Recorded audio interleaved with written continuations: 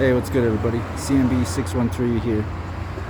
After that election, that bullshit, I got thinking about it and how the conservatives were winning like crazy, had crazy lead ahead, and then Mark Carney came into the picture, and all of a sudden it changed drastically. Why? Well, I did some research, and it was legacy media is the reason why. As soon as they started pushing Trump bad, Mark Carney's the only one that can deal with it, that's when the polls switched. Something has to be done about legacy media. We can't let them choose our prime minister ever again. They have to be boycotted, dismantled, canceled, protested. I'm down to do whatever.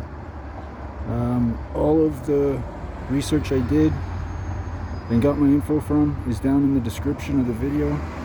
I'm gonna let this other thing play and go through the evidence and the stuff that I found and stuff, and then I'll be back. So check this out, and please stick around and watch the full thing, please. We got to do something about this. We can't let this company run our country anymore. They don't care about us. They just care about their bottom dollar. If Polyev was made prime minister, he would have dismantled them or stopped paying whatever it's called there, giving them handouts or whatever. And the reason why they started going like crazy for Carney is because Carney pledged to give them either 150 million a year or 250 million a year. So that's why our election went the way it did, is because of legacy media. So we have to do something about it. We have to. Did CBC and legacy media decide Canada's 2025 election? In this video, we'll examine the evidence that major media outlets, especially CBC, played a decisive role in shaping the outcome of the most recent federal election. We'll look at polling data, media coverage, and the timeline of events to see how the story unfolded and what it means for Canadian democracy. Let's start with the political landscape before the 2025 election. Early in the year, the Conservative Party, led by Pierre Poilievre, was leading in the polls. Multiple national surveys showed the Conservatives ahead by as much as 24 to 25 percentage points. Many analysts predicted a strong Conservative victory, and the Liberal Party, under Justin Trudeau, was struggling with declining public support. Then, everything changed when Mark Carney entered the race for Liberal leader. Carney was seen as an experienced financial leader. However, his entry alone didn't immediately shift the polls. What really made a difference was how the media, particularly CBC, began to frame the election. CBC and other legacy media outlets quickly started pushing a narrative that Mark Carney was the only leader capable of standing up to Donald Trump, who was making headlines in the United States. CBC ran numerous stories, interviews, and opinion pieces highlighting Carney's international experience and painting him as Canada's defender against a potential second Trump presidency. As this narrative gained traction, something remarkable happened. The polls began to shift. Within weeks, the Liberal Party's numbers surged, erasing the Conservative lead and eventually putting the Liberals ahead. This was not a gradual change. It was a dramatic, almost overnight reversal that coincided directly with the media's focus on Carney's supposed ability to counter Trump. Let's look at the data. According to Ipsos and Abacus data, the Liberal surge directly followed a spike in media coverage about Trump's impact on Canada and Carney's credentials as an international negotiator. CBC's own election analysis showed that among voters who considered Trump a top issue, the Liberals led by over 40 percentage points, while the Conservatives maintained their lead among those focused on domestic change. Millions of Canadians voted early, before all party platforms were even released, influenced by the leadership and character framing that dominated headlines and broadcasts. This raises important questions. When government-funded broadcasters like CBC shape the narrative so strongly, are Canadians truly making an independent choice?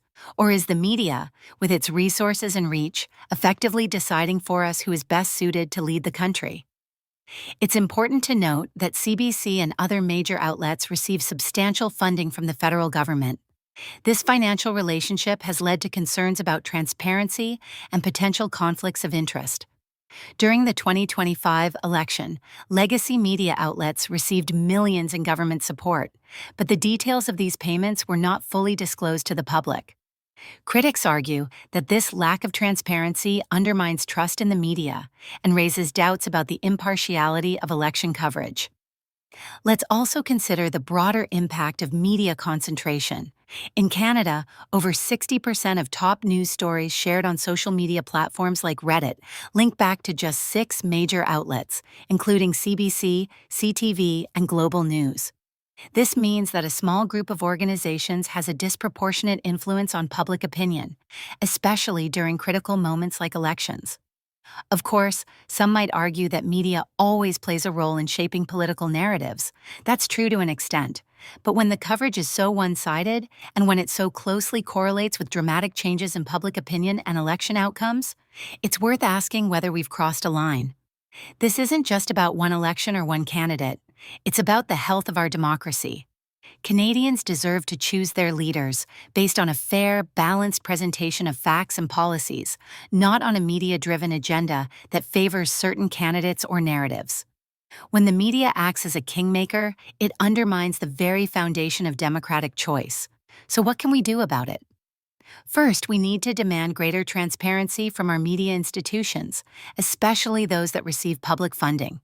Canadians should have the right to know how much money is being spent, where it's going, and whether it's influencing editorial decisions.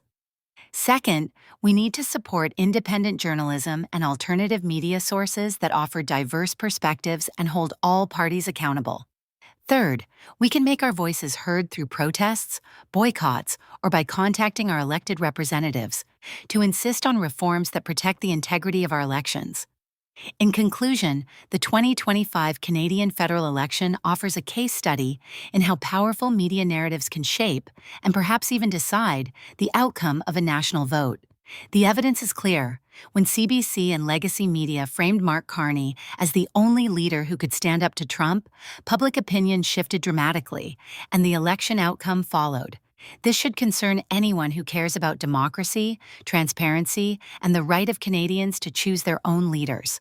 If you agree that media influence has gone too far, now is the time to take action. Demand transparency, support independent voices, and help ensure that future elections are decided by the people, not by the broadcasters. For more information and to see the data and news sources backing these claims, check the video description below. Thank you for watching, and please share your thoughts in the comments. Hey, see, I told you, man, like, that the only reason why this happened to us in Canada is because of the legacy media.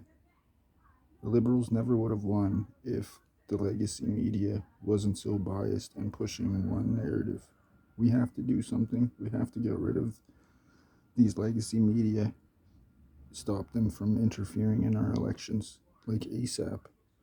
I think they should be fined, charged, sued, dismantled, anything, because they're not looking out for the population. They're looking out for themselves.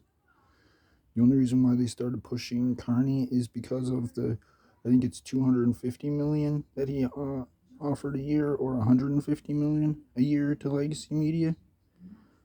So of course they're gonna start pushing him like crazy, right? Like, because Pierre was gonna cut off their funding. So of course, right?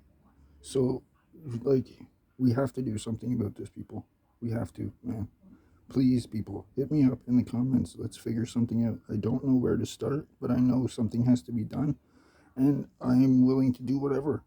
Just help me figure it out and help me get it done, you know? Let's do it together. Canadians, please. I live in Ottawa. I will freaking protest every day if I have to. Hit me up. We have to do something.